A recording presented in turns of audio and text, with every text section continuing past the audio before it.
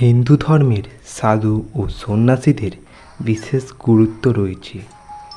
অনেক সাধু সন্ন্যাসী সৌম্য ও শান্ত হলেও অনেকের সম্পর্কে সাধারণ মানুষের মনে একটা ভয় কাজ করে। এরকমই হলেন অঘরী সম্প্রদায়ের সাধুরা। রহস্যময় এই সাধুদের সম্পর্কে নানা কথা প্রচলিত আছে। বর্তমানের অঘরীরা তাদের উৎপত্তি বাবা কিনারামের কাছে খুঁজে পায়, একজন তপস্বী যিনি 150 বছর বেঁচে ছিলেন। 18 শতকের দ্বিতীয়ার্ধে মারা গিয়েছিলেন। তিনি ছিলেন প্রথম অঘরী সম্প্রদায়। জেনে নিন রহস্যময় অঘরী বাবাদের সম্পর্কে। হিন্দু ধর্মের অন্য সন্ন্যাসীদের থেকে অনেকটাই আলাদা অঘরী বাবারা।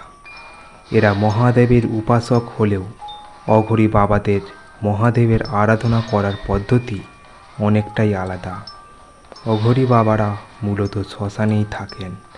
চিতাভস্ম সারা গায়ে এরা মেখে থাকেন। অঘরী বাবাদের লম্বা চুলও থাকে, ছাইয়ে ঢাকা। অঘরী সাধুরা মহাদেবের উপাসনা করেন।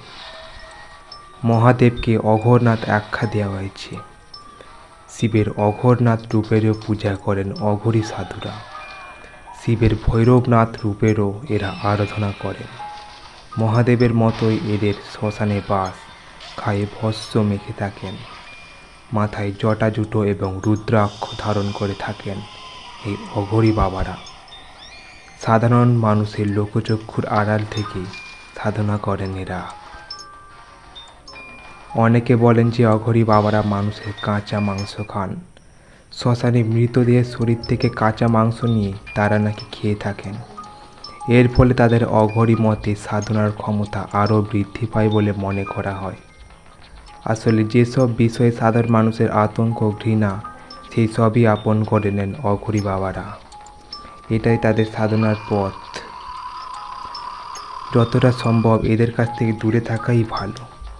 এই ছিল আজকের ভিডিওটি যদি ভালো লাগে অবশ্যই সাবস্ক্রাইব করে পাশে থাকা নোটিফিকেশন বেলটিকে অন করে দেবেন এরকম আরও কিছু ভিডিও পাওয়ার জন্য।